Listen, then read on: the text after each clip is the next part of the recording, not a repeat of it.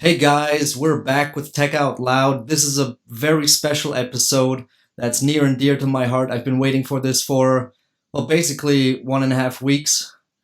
This is my good friend Zawadi from Brooklyn, and I've known Zawadi for basically about 10 years.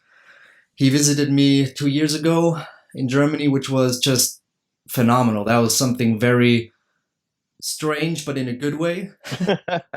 That you don't experience all that often, having had a childhood friend and then meeting him again all grown up and after 20 years, and things not really having changed all that much. hmm Yeah, this Like is like pretty my crazy. mom said when you visited us at home, my mom said like you guys are just yapping like with nonstop, just Yeah, you got a um, lot of catch up on. yeah, Yeah. it's true. So I thought of this episode right now because I'm trying to get in some interesting people to talk about their life, their job, maybe even their hobbies if they're good at it, and kind of have some tech questions um, for them. So I believe that you're living the dream of a lot of young people and maybe also like kind of grown ups like myself. Um, so how is it actually the life of a comic book artist? Oh man. So, it's far harder than I think people realize. I mean, it's a lot of fun. I mean, I get to work from home a lot of the time, do some really crazy projects and really awesome projects from pretty much using storyboarding not only in comic books, but I also do it for music videos and movies and stuff. And so it looks really amazing because everyone sees me just drawing and sleeping. But the reality is it's these like crazy schedules, working with crazy clients, and trying to meet deadlines all the time. Um, I'm part of a group of maybe about five or so people that do comic book work still. Like some of my friends work for Marvel or DC, and Whoa. there's some times where you won't see them for months because they're just like trapped in their houses crunching out these pages, and so yeah, it's both things. It's amazing. I mean, actually, when I was in Germany, I was working on a comic book for a client, so that's what allowed me to pay to be there, and also I didn't have to like clock in to an office. But at the same time, the other friends I was staying with over there, they're like, "You're not going outside. You're not coming to the bar." And I'm like, "Well, because I'm working. I'm just here in Germany, but I'm working.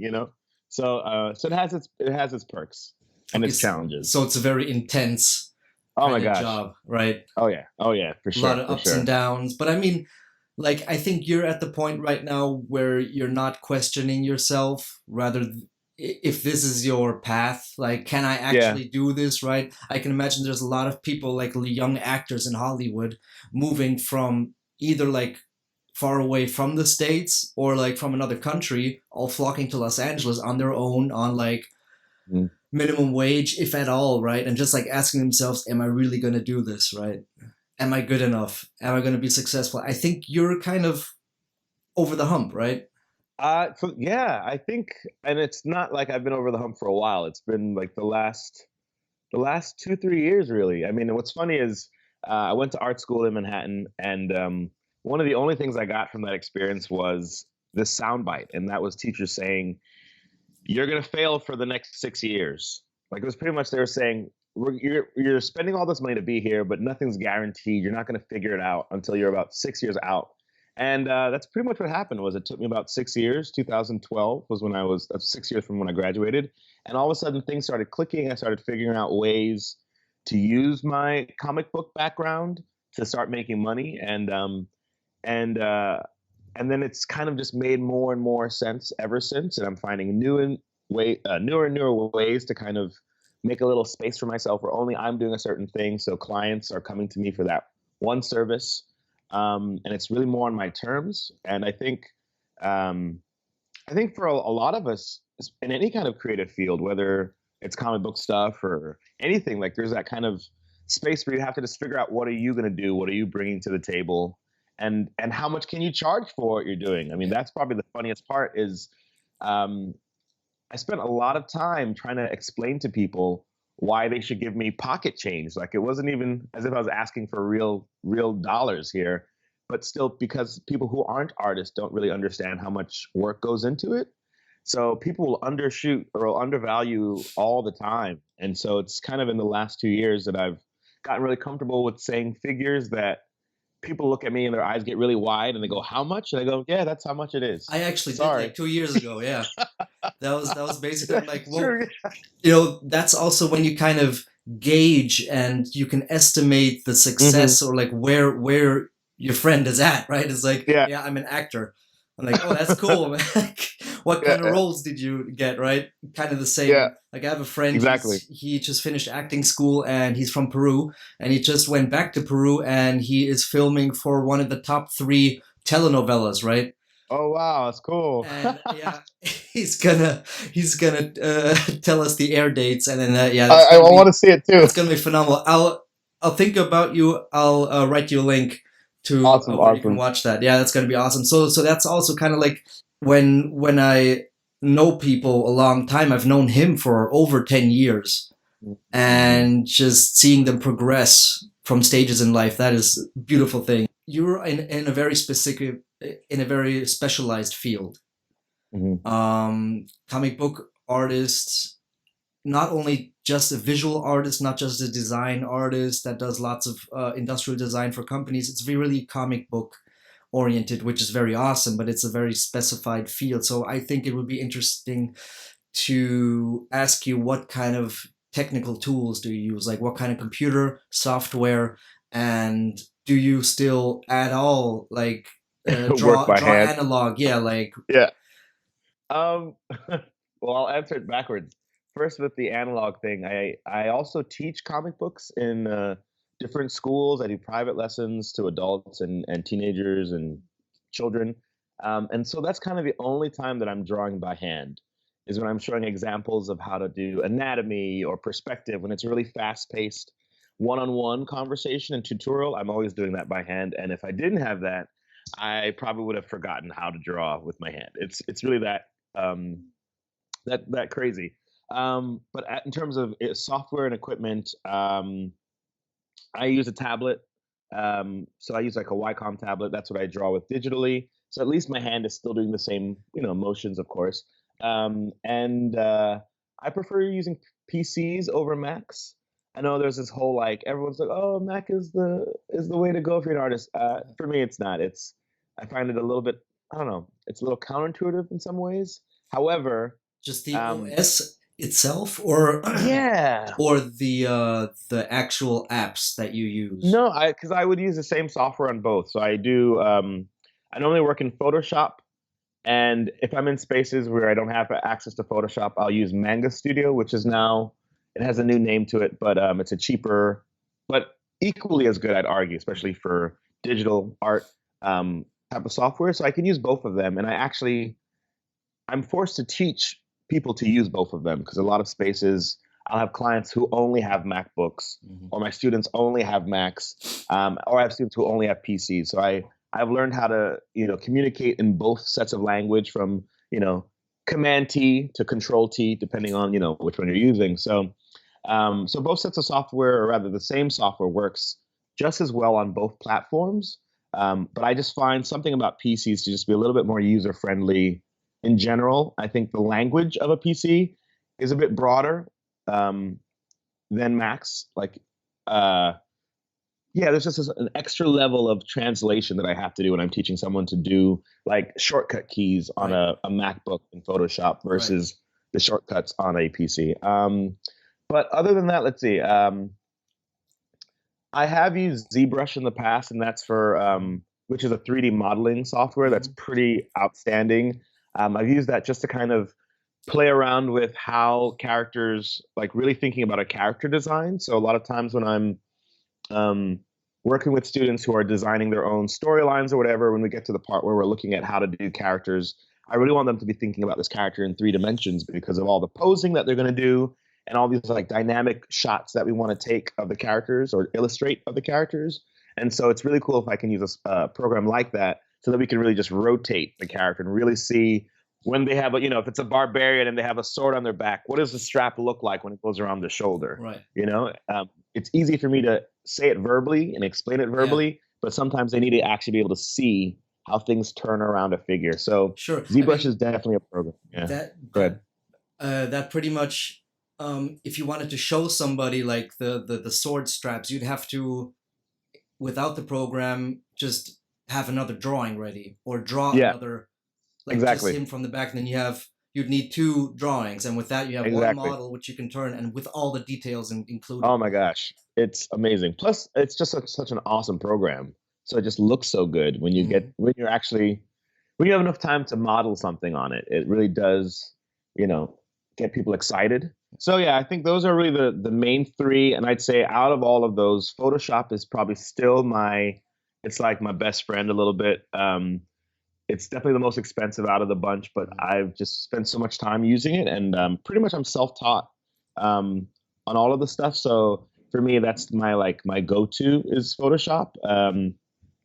I'm also moving into doing a lot of production stuff. So I teach people how to not only, do the storyboarding, do the layouts, character designs, all of that, all the technique stuff, but I'm also teaching people how now to self-publish. And so it's all about like, what is your book when you bind it? What does it really look like? Right. And so another program that I use for that, which is part of the Adobe Creative Suite, is InDesign, Right, I know which is that. really Yeah. great for just laying out, really great for just layout. Period. So that's kind of a new area that I'm exploring with a lot of my students. Is they draw so well and they're getting so good at telling stories, Mhm. but now really thinking about where's the title going to be, and Mhm. where's the page number going to be, and just really thinking about the whole package. Um, The yeah, impression as a whole, exactly, like you exactly, see it. What impression do you have? What experience do you have going through the pages? And exactly. that is awesome. Oh man, it is. I love it. So the Wacom tablet has been very famous and pretty much the staple in any like drawing artist doing it digitally.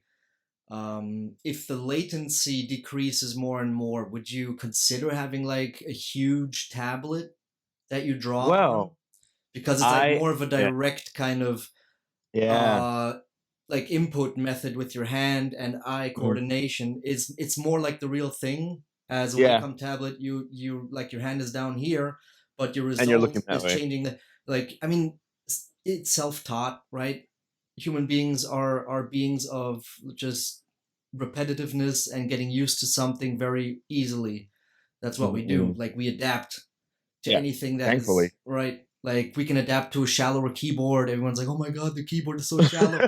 Yeah, it's not that bad. It's really not that bad. You can get used to it. Would that be something like those tablets if they get bigger and the latency? It's not quite there yet. Like I was just at the Mm, Apple store with my girlfriend yeah. yesterday or the day before, and we looked at the Apple Pencil, and the Mhm. latency is almost there. Not Mm, quite. It's just, yeah. but I don't think it gets in your way of drawing that Okay. much. Like it wouldn't, because there's some good results having been made already by people. I mean, it's basically some are like marketing staff from Apple. I don't know if they get paid because the pictures look really great, but there are some real artists that are drawing with it where it looks very good. But the question is it easier, right? If it's you harder know, and you get good results, why use it? you're right.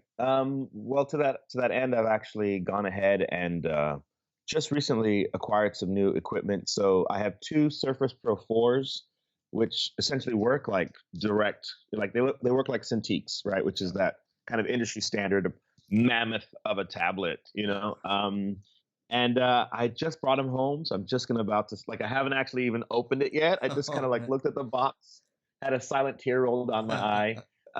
And so, yeah, it's going to be interesting to see.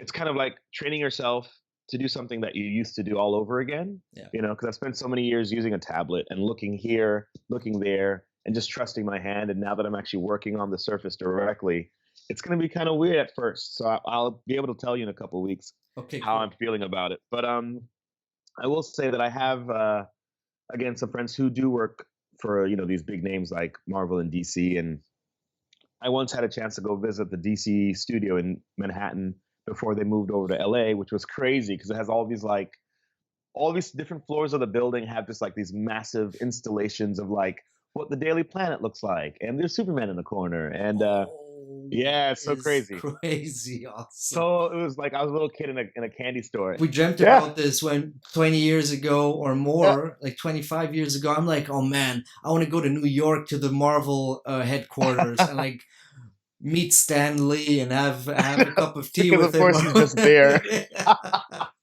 and then Well, 20 years later, I'm talking to you, and you dude, made it happen, man. I'm about to send It's you some crazy. photos. I mean, it was like after hours, so nobody was there. But like, it was pretty. I mean, and the way that it works, it's like I guess thinking back, I always wondered like, where does this building? Where is the building? How do you get into the front door? Is there like special security? I always kind of wondered how do you even design something that's so amazing and unbelievable? And the building is just like a couple floors of another building. It's like you just walk into a lobby, you just press 5, and then that's where DC starts. And it's like you walk in, Yeah, and it's okay. just like, oh, it's an office.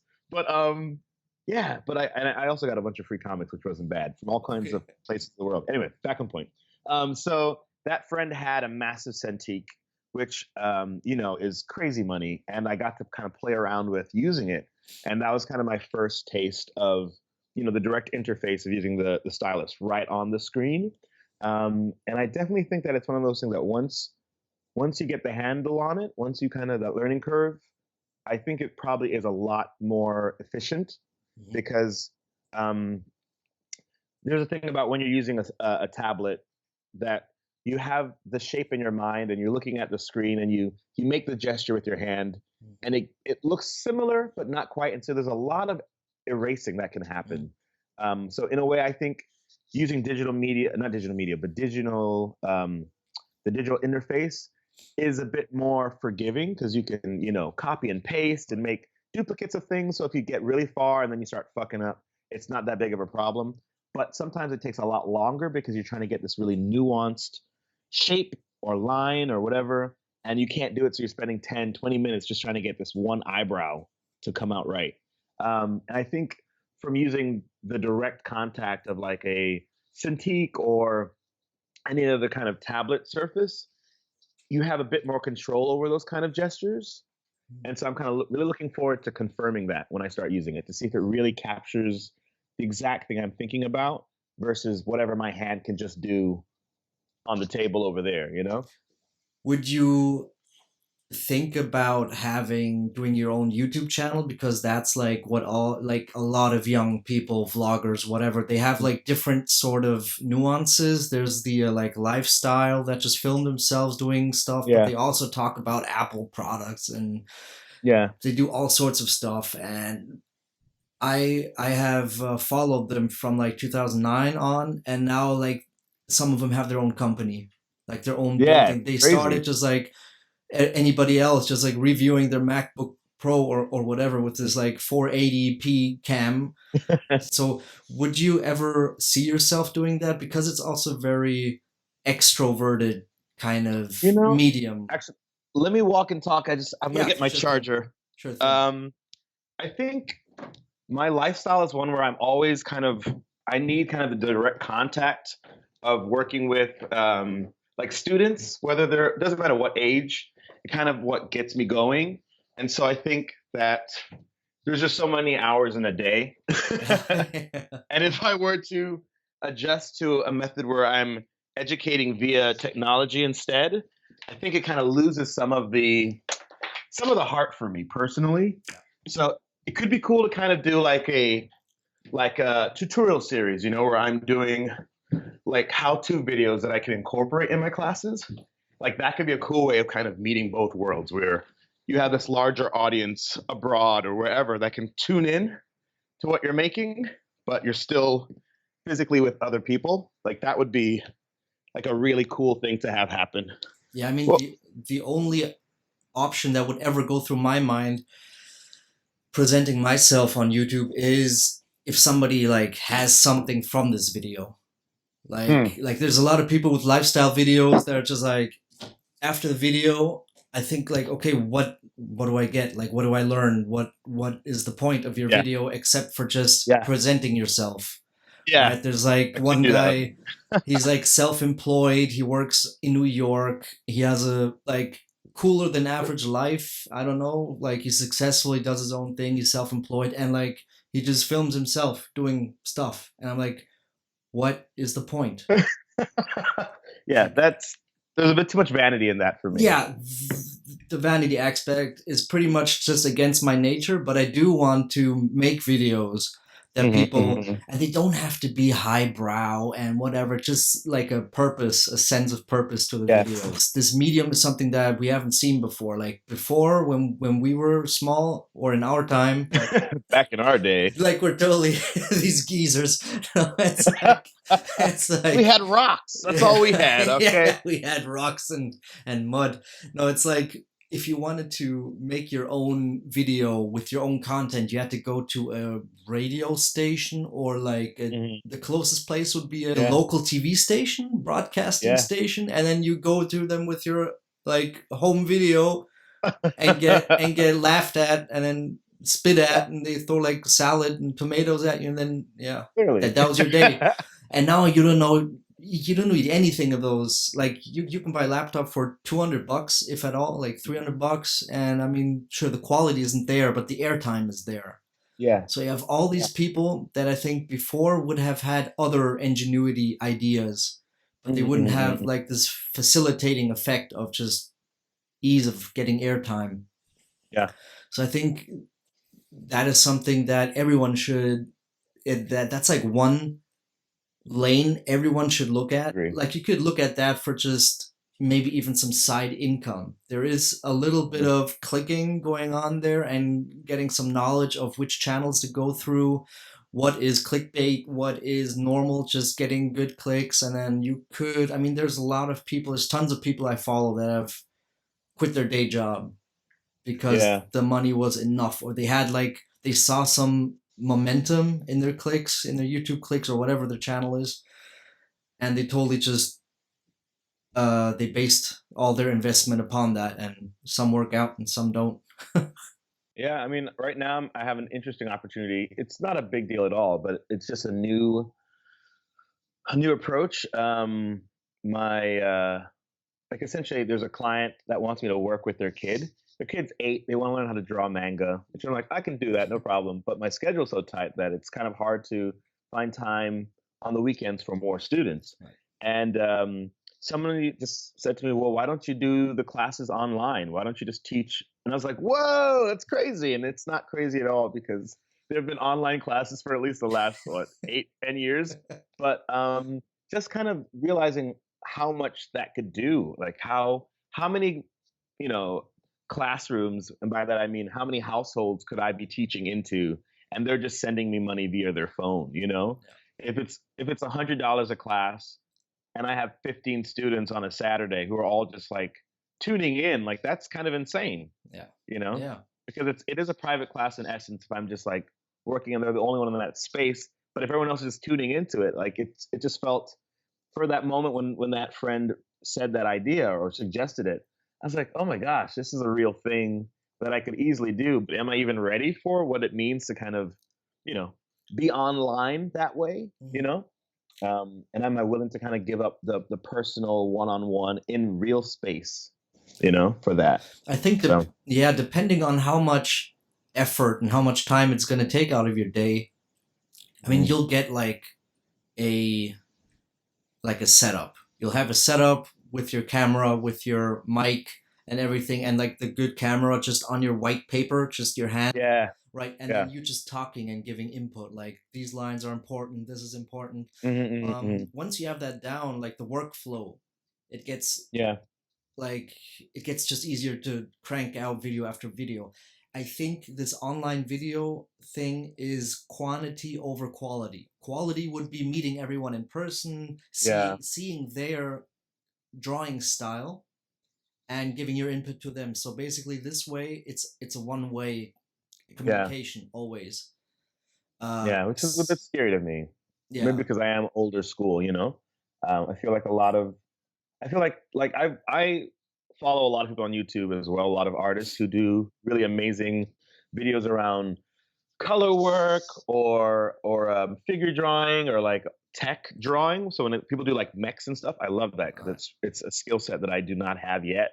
Um, but as a teacher myself, I recognize how much value students get out of being able to ask questions and get the answers right away. Like, it's one thing for me to do a lesson where I just keep talking and show examples and all that stuff. But the minute that a student has a real question that's, has to do with their insecurity around how they draw faces or whatever, and then I can like meet them, work with them right in that moment, their skill level goes up right away. Like they just, because it meets them exactly where they are. So that's a thing that I think, if I were to explore this kind of like a YouTube channel or something where I'm doing my own tutorials, there would have to be some sort of other space where, like right now, people can write in the comment section and you can have like live feed stuff where you respond to a comment like that. But it would have to be something else where there's a bit more connection, a bit more accountability, where they're really asking questions and I'm really giving them real answers. So, I mean, and I'm sure that exists as well. I'm just less familiar with what those web spaces look like. Digital, one-on-one, or one-on-three, or whatever. Well, it sounds kind of weird. Just like those happen too, I'm sure. I mean, you would need like a pretty good camera. Yeah. Like you can't walk around with a 720p camera, like drawing these intricate hairlines. And right, because it just looks like a bunch of pixels. They wouldn't be able to see it. Or you just do it digitally as well, because then you have more of a zoom capability. If you do hair or like eyebrows, something very, very delicate, you can just pinch and zoom, and then you don't have to like zoom with the camera yourself. Just put it against the against the paper. Yeah, there are some options out there. Man, you're getting my gears going right now. But I think the direct communication feedback with your, what do we call them, students? Yeah, students for now. I didn't want to call them customers for some reason. That's like so weird. They feel more and more like that the more tech I involve in this process. So they're like 8-year-old customers. Yeah. Oh I mean, there are some channels that let you directly communicate, but it's still not quite there yet. Yeah. It's still quantity over quality, because if you crank out a video, it could be helpful for people just searching online, Googling for how do I do this kind of stroke? How do I create a character? You have so much knowledge that you might not want to give away all your secrets, right? But like the basics, right? Well, right? Yeah. That make your style unique. Like in a chat, it's too slow. Skype is okay, right? But then you'd need a very good webcam, so you sort of have to would use the camera over your computer over Skype. It's a setup that you'll have to take some hours out of your day just to have the setup just right for him to ask you questions, and then have the visuals for him so good that he can actually see exactly what you're doing. So that's something like somebody like a second person or a third person might do for you, and like here, Zawadi, look at this is the setup I made here. Like, this is where I gotta hire a team for this. Got one person wiping my brow, making sure I'm not too gross looking. Like, okay, we're ready, and I'm back. Action. That's how people. That's why people quit their jobs, because it's such a production. When they become full YouTubers or like online presences, they have to really, like you said earlier, that's a full commitment right there. Wow.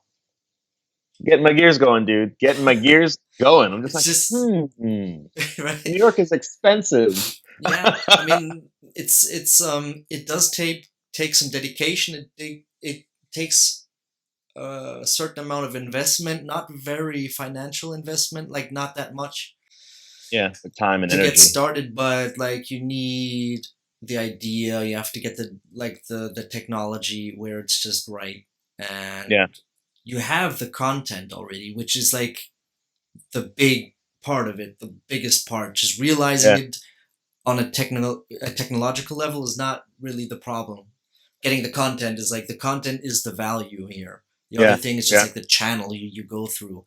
So that might be a good like side gig, or like if somebody really wants some input from you, but he can't visit you because he's somewhere else. That's like the big part of it. Getting input from a comic book teacher, you're gonna look locally more. I mean, New York is a big city, so there's millions and millions of people that could basically visit you, which is great being in a hub like that, right? Like big but customer it's not available. Base. I mean, you have more competition, which is, I mean, I don't know if that even exists in your space, because you have such really. I mean, you have competition if you apply for a job at Marvel or DC, because there's Exactly, like these people exactly. sitting in line and sweating. Like outside, it's Yeah, like like an outside. iPhone, you know? Hey, dude, how'd you do? Oh man, he doesn't like manga, man. Like all the manga Exactly. people It's leave. true. Like, It's true. yeah. There's like a very specific style. I have submitted samples to Marvel, and I have friends who have submitted who never got in, and then friends who have. And the ones who have kind of a manga style, they only get very specific projects. They get projects that are like,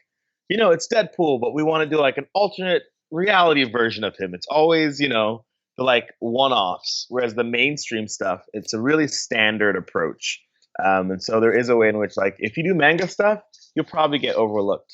Um, if your interest is to do like the next X-Men comic, So anyway, but back to the point.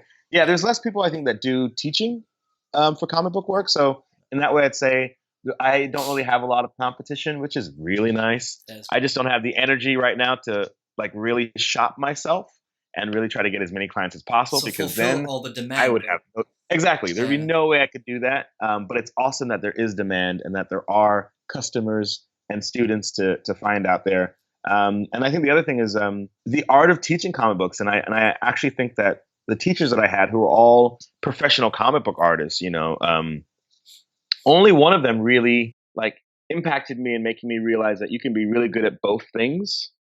Um, like a lot of them were really great comic book artists, but I would say weren't really great teachers. Like they couldn't really explain things to me or like help me become better at what I was doing. And only one of them stood out from the 4 years I was there. Who he'd worked on The Dark Knight, like famous inker, awesome guy, really like a ball buster. And he was, I think, really good at like meeting me where I was and like challenging me and helping me move forward. And I think like my role, and I think I do it well. I think maybe is that I can do both things. Where it's like my work is pretty good, um, and my ability to explain things to students or other people has only gotten better to the point where, like I said earlier, I have students who they draw something one way, and if I spend 10 minutes with them, by the end of that 10 minutes, they can draw it even better. Like it's a really quick turnaround, and it's really hard concepts too. It's like you know, right now, if you asked, like, if you found 10 artists and asked them to draw hands and gave them 5 minutes, I promise you, I'd say about six of those artists would be struggling. Doesn't matter how professional they are. Like things like hands and feet, like there's certain things that we all take for granted, but are super hard to draw for some reason. And it's that kind of stuff where I found ways of really explaining it, whether, regardless of what language my students teach, how old they are, there's just certain things that I've been able to find. And so I think that if I had the energy, I think I probably could do a really good job of like taking on more clients and building that. And I think technology definitely would help make it more possible, you know?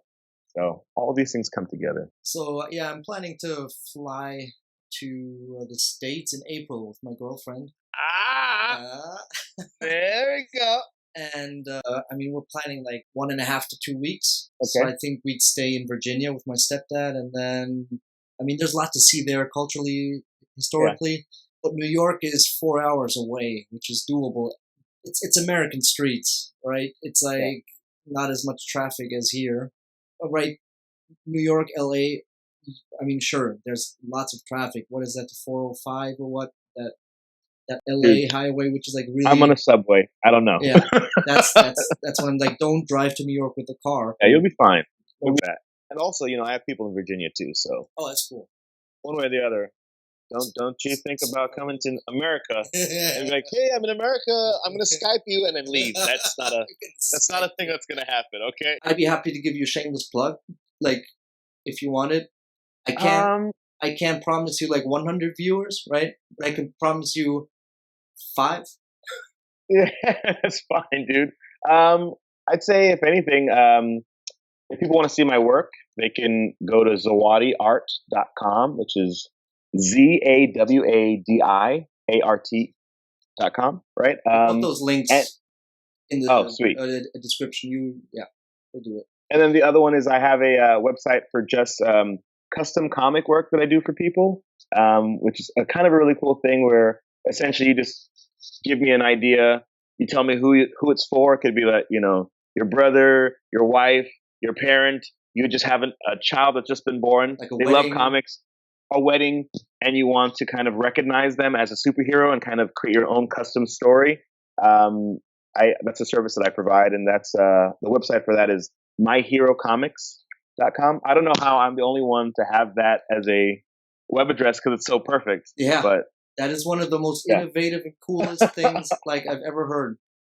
Like that's a really cool service. It's a great product. It's a man, one of a kind, unique comic book for yourself. It's genius. I don't know how no one else thought of it. You can find things like I think the only other services like it are like you can find like a standard page of Spider-Man, and then they'll draw your face on Spider-Man, and that's it. Everything else is pre-made.